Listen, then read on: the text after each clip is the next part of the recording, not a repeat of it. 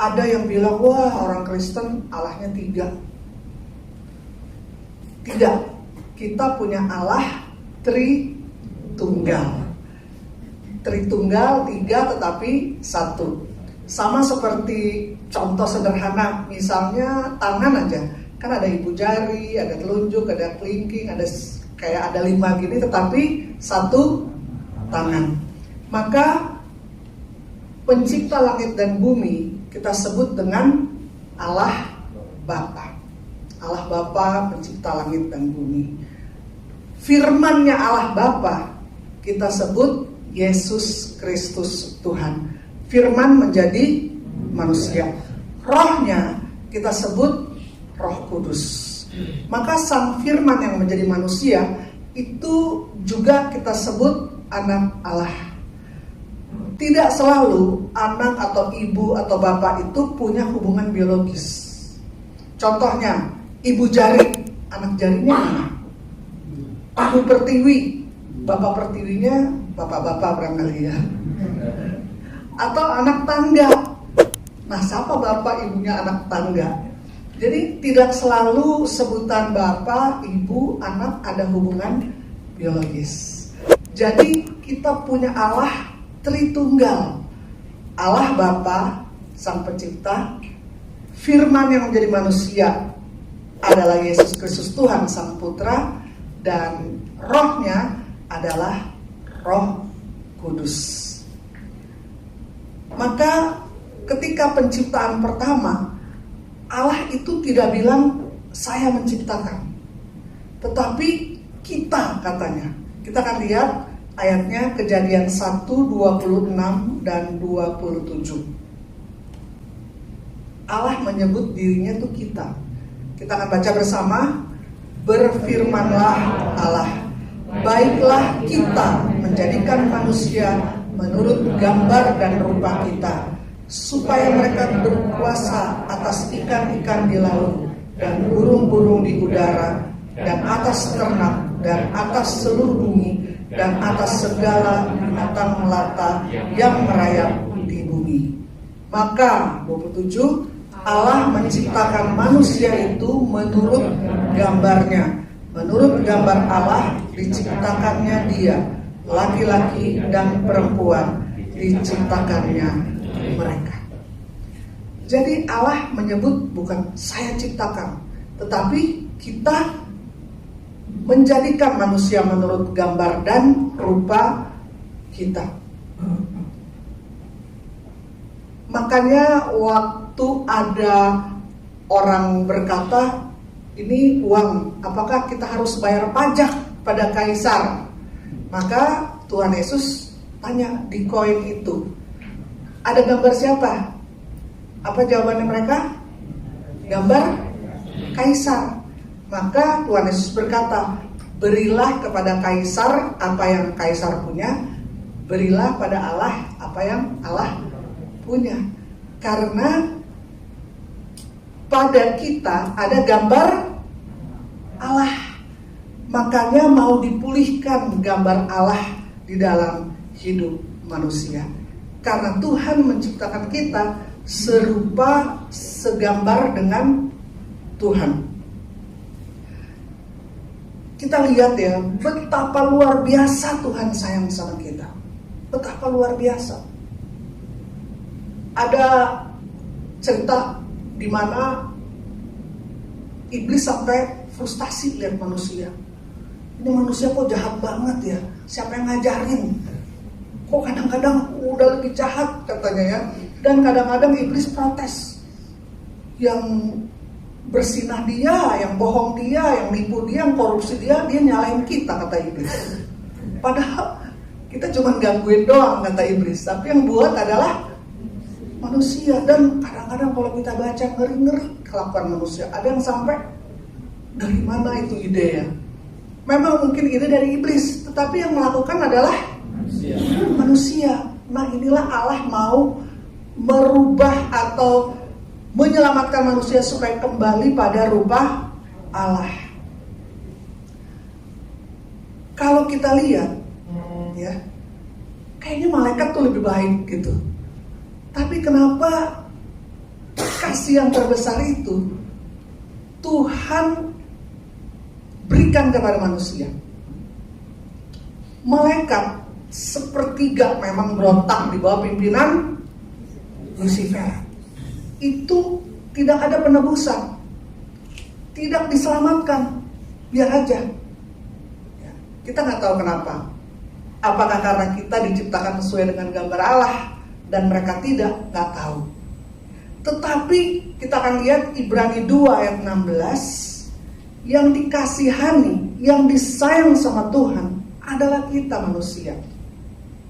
Kita lihat Ibrani 2 ayat 16. Kita baca bersama.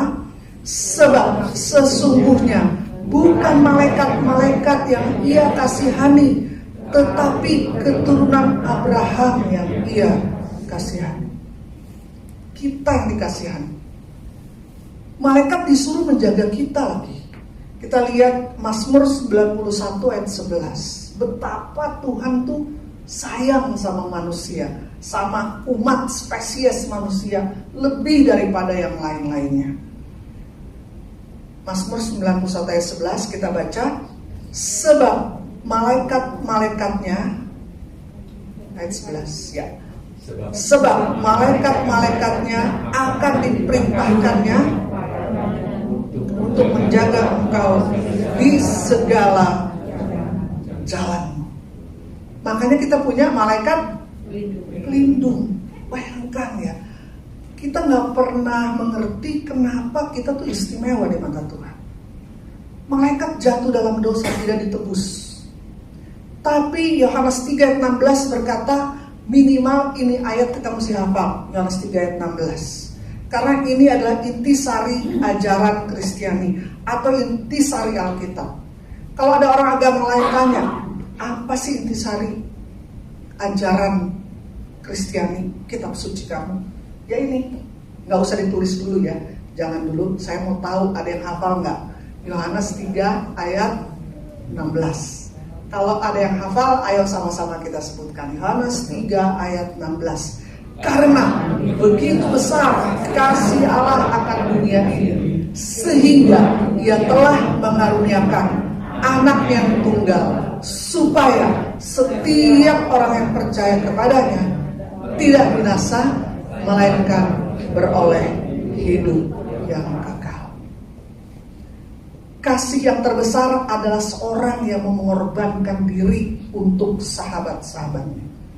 Bahkan dikatakan Yesus mati bagi kita ketika kita masih berdosa. Kadang-kadang orang kan mau mati untuk orang yang benar, yang apa. Ini untuk orang berdosa Yesus mau mati. Roma 8 ayat 32. Betapa luar biasa kasih Tuhan. Kita gak pernah mengerti. Makanya Rasul Paulus juga berkata di kitab Efesus, Tuhan biarlah kami mengerti betapa panjang, lebar, tinggi, dan dalam kasih-Mu. Karena kita gak pernah ngerti kenapa gitu ya Tuhan mau menyelamatkan kita manusia. Di sini Roma 8 ayat 32 dikatakan, ia yang tidak menyayangkan anaknya sendiri, milik yang paling berharga yang Tuhan bisa berikan untuk manusia, adalah sebagian dari dirinya, Sang Firman yang menjadi manusia, yang tinggal di surga mulia. Dia bukan beri panglima malaikatnya jadi tumbal nih, atau siapalah jadi tumbal untuk menebus kita, enggak. Tapi dia berikan sebagian dari dirinya, Sang Firman. Dia yang tidak menyayangkan anaknya sendiri, tetapi yang menyerahkannya bagi kita semua. Sampai firman Tuhan bertanya, bagaimanakah mungkin ia tidak mengaruniakan segala sesuatu kepada kita bersama-sama dengan dia? Kalau yang paling mulia, paling berharga saja sudah dia kasih, apalagi yang lain? Apalagi yang lain? Sebelum pandemi kan saya nyetir sendiri. Nanti kalau ada pelayanan misalnya di kantor-kantor, udah macet, parkirnya juga nggak gampang gitu kan. Jadi di mall juga misalnya kan parkir tuh kadang udah muter nggak dapet. Maka saya suka berdoa, saya pakai ayat ini. Kan kata Tuhan, mintalah maka engkau akan diberi gitu. Carilah maka engkau akan. Jadi ya udah, saya coba praktekin ayat ini deh. Tuhan, kalau anakmu saja yang tunggal kau sudah berikan, saya minta tempat parkir Tuhan. Apalagi cuma tempat parkir. Yesus saja udah dikasih, masa sih yang sepele tempat parkir Tuhan gak bisa tolong gitu ya.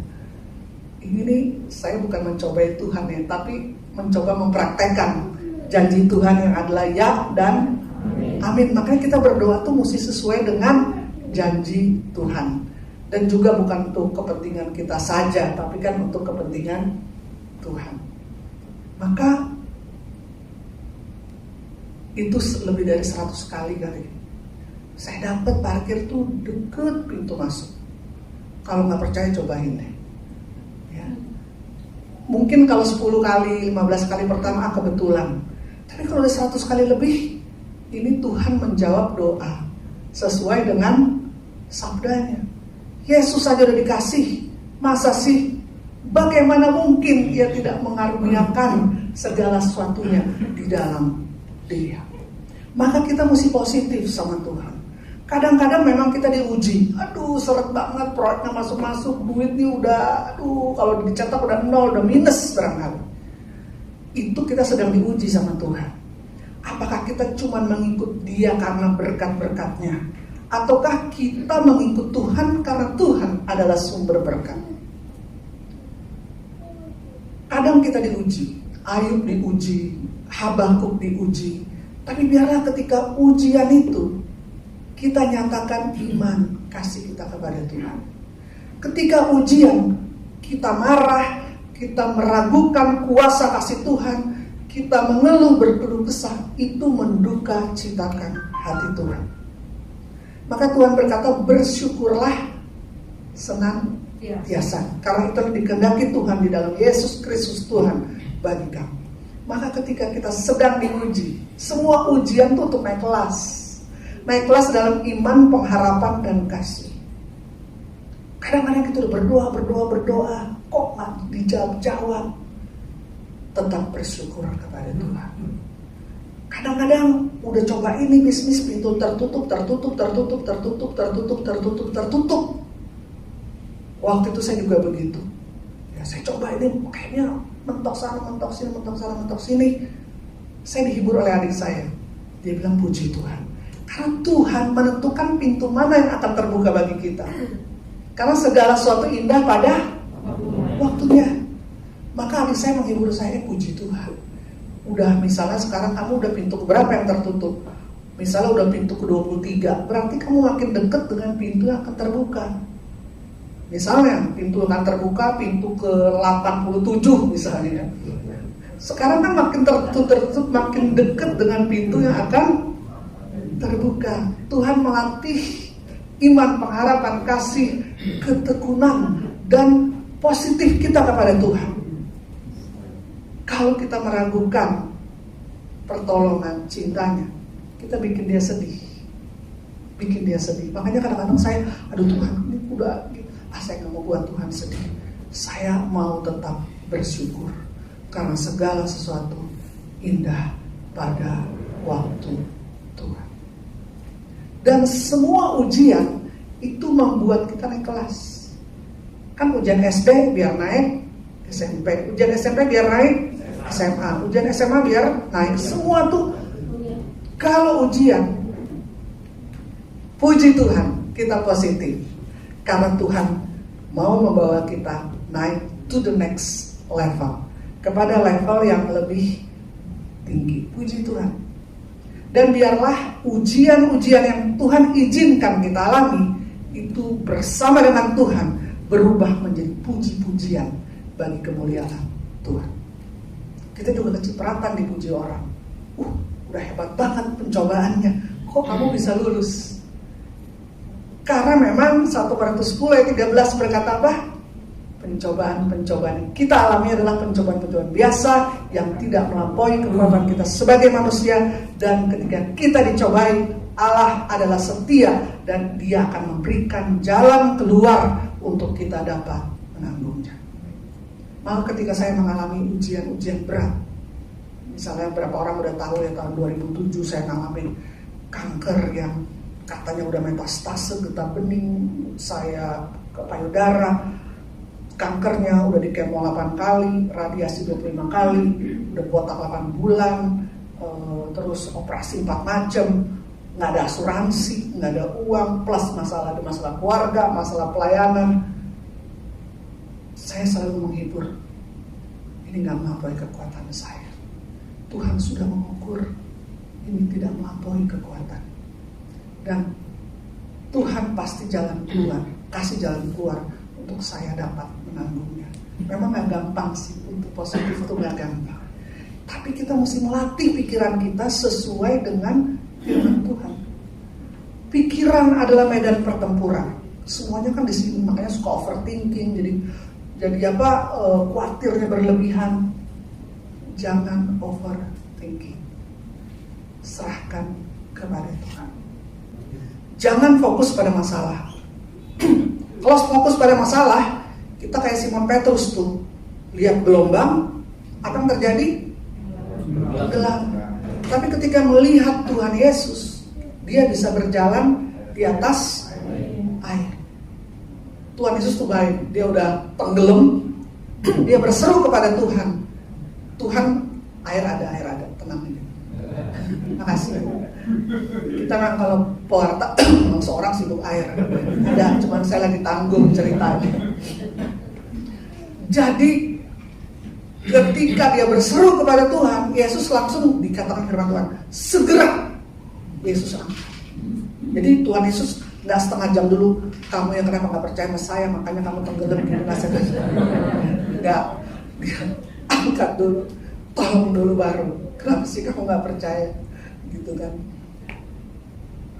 Nah, sekalipun kita punya masalah yang berat, ya, sebenarnya Yesus sudah menyembuhkan kita sebelum kita sakit.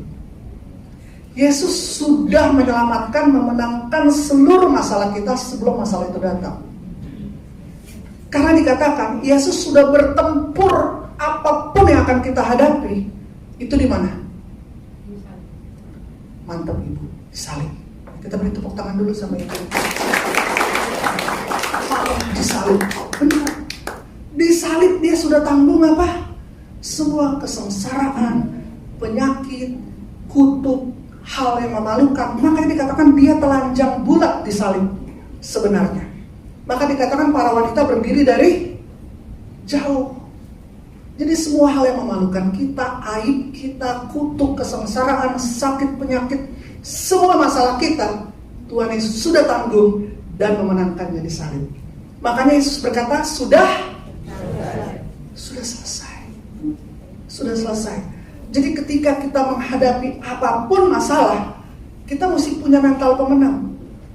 Karena Tuhan Yesus sudah memenangkannya. Maka bersama dengan Yesus dan terus fokus pada kuasa kasih Yesus dan janji-janjinya, kata firman Tuhan, kita pasti keluar lebih daripada pemenang. Yesuslah pemenangnya. Kita lebih daripada pemenang. Makanya kan ada lagu tuh, lebih dari pemenang. Dulu saya tanya, apa sih kenapa kita lebih dari pemenang? Kenapa nggak pemenang aja? Maka saya sekarang minum dulu ya.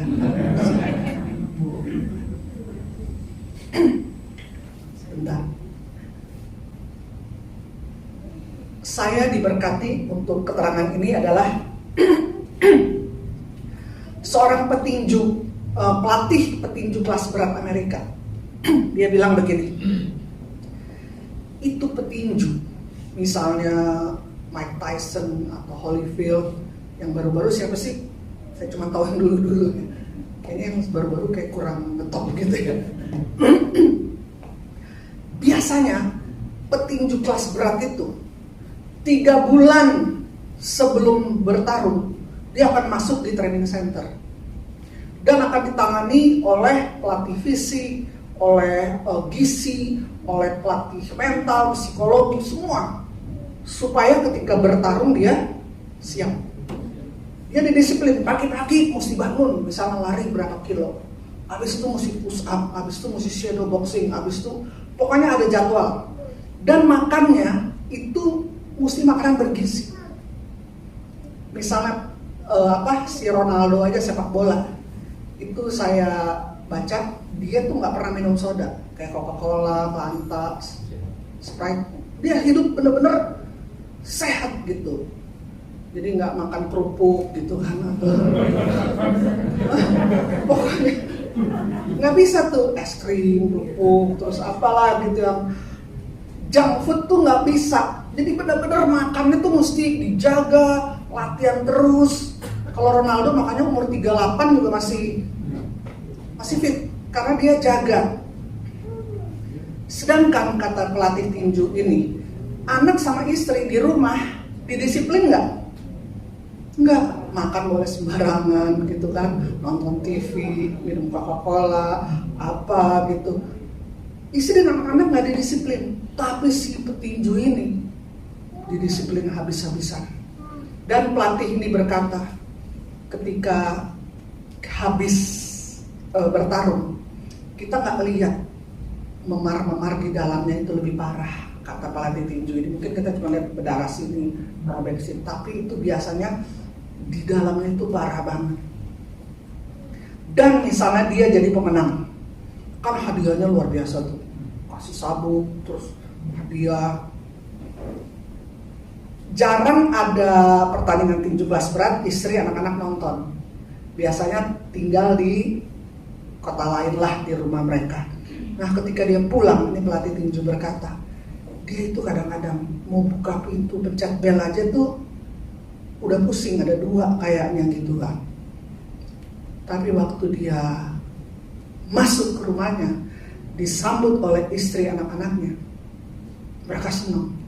Langsung dia bagi-bagi hadiah. Aduh Pak minta ini, istrinya wah apa. Dia langsung membagi hadiah. Dan mereka juga dapat penghormatan atau popularitas. Padahal yang bertarung siapa? Si petinju. Nah si petinju pemenang ini, dia jadi pemenang. Tapi istri dan anak-anaknya adalah lebih dari pemenang. Yesus bertarung bagi kita habis-habisan. Katanya itu darah mengalir. Bahkan di Getsemani karena stres. Katanya orang biasa itu gak kuat. Sampai keringat, tangis, darah tuh orang biasa gak kuat. Biasanya katanya udah bunuh diri. Gak kuat stresnya. Tapi Yesus dia tahan sampai peluhnya berubah menjadi darah. Air matanya menjadi darah. Dia bertarung habis-habisan di kayu salib. Bahkan masuk ke dalam dunia orang mati, tempat penantian. Di situ dia bertarung 3 hari juga habis-habisan. Kemudian hari ketiga dia bangkit menjadi pemenang. Maka saudara-saudari dan saya menjadi lebih dari pemenang. Saya kalau mau fokus sama kata dokter, udah mati lama saya. Ya, udah menjalar ke tulang, udah stadium 4, paru-parunya udah basah seberapa gitu, terus apalagi pokoknya serem-serem. Tapi saya mau beriman kepada apa yang sudah dimenangkan oleh Yesus. Gak gampang, saya juga jatuh bangun. Kadang-kadang ya Tuhan saya percaya, tapi tolonglah saya yang tidak percaya ini Tuhan.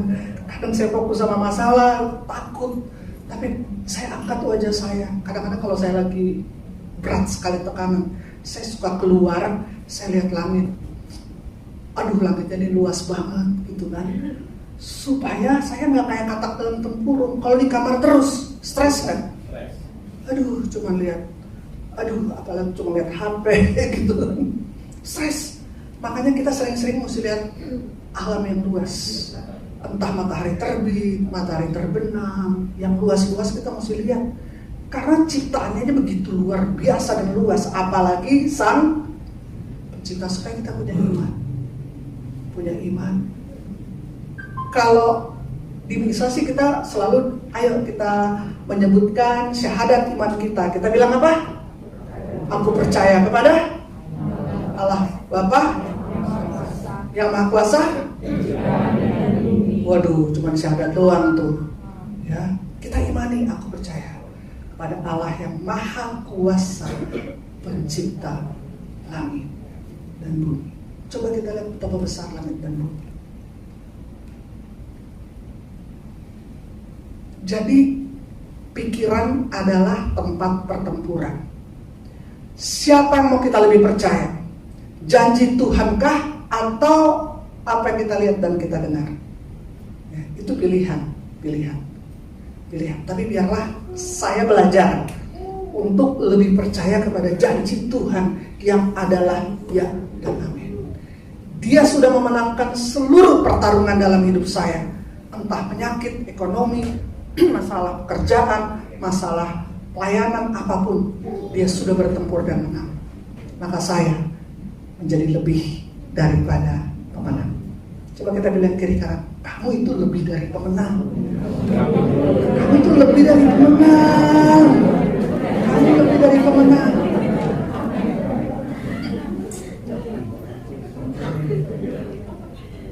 Kalau kita berkeluh kesah, itu bikin sedih hati Tuhan. Kayaknya kita kurang percaya bahwa Dia Allah yang maha kuasa.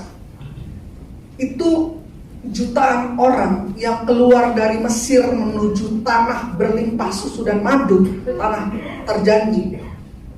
Itu yang keluar dari Mesir, masuk ke tanah perjanjian selama 40 tahun, cuma 2 orang. Ada yang tahu namanya? Siapa bilang Yosua? Kita beri tepuk tangan, luar biasa. Satu lagi siapa? Kaleb. Wah, banyak yang bilang, kita beri tepuk tangan juga, luar biasa. Hanya Yosua dan Kaleb, yang lainnya itu gugur di tengah jalan. Dan yang kan 40 tahun, satu generasi itu 40 tahun, yang lain itu lahir di padang gurun. Tapi yang benar-benar keluar dari Mesir masuk tanah perjanjian cuma 2 orang. Musa pemimpin besar aja masuk nggak? Nah, karena dia tuh anger managementnya kurang, suka marah-marah. Orang Tuhan suruh tunjuk batu, dia pukul, marah gitu ya. Padahal keluarga orang pelayanan itu dombanya Tuhan deh. Jadi kita serahkanlah semua pada Tuhan. Nah, kenapa yang lain gak masuk tanah terjanji? Itu yang paling banyak mati di padang gurun karena apa? Bersungut-sungut. Karena gini Tuhan, enakan di Mesir dulu ada seledri, ada daging, ada ini. Aduh, kenapa dibunuh? Kamu tuh sengaja bawa kita ke padang gurun biar kita mati semua. Lebih baik kita mati Tuhan di padang gurun. Lebih baik kita mati Tuhan di padang gurun. Tuhan tuh gak maha sabar. Kalau Dia maha sabar, gak ada neraka. Tuhan itu maha kuasa, tetapi panjang sabar. Tapi ada batas kesabaran. Maka ketika mereka, mendingan mati Tuhan, mendingan mati di padang gurun. Maka Tuhan bilang, jadilah sesuai dengan imanmu, matilah semua di padang gurun. Hati-hati. Kata-kata adalah doa. Kata-kata adalah doa. Mati dan hidup dikuasai oleh lidah. Barang siapa suka menggemakannya akan memakan buahnya. Kita ini hasil kata-kata kita yang dulu. Kalau kita mau yang baik di depan, kata-kata kita itu mesti dijaga ya, sesuai dengan sabda Tuhan. Jangan dikit-dikit, aduh mati aja gue, aduh mati deh. Kata Tuhan, iya silakan. Kan Tuhan sering bilang, jadilah sesuai dengan imanmu.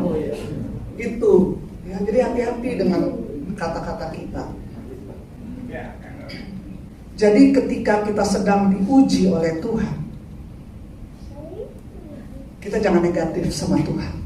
Tetap memandang kepada kebesaran, kuasa, dan kasih Tuhan.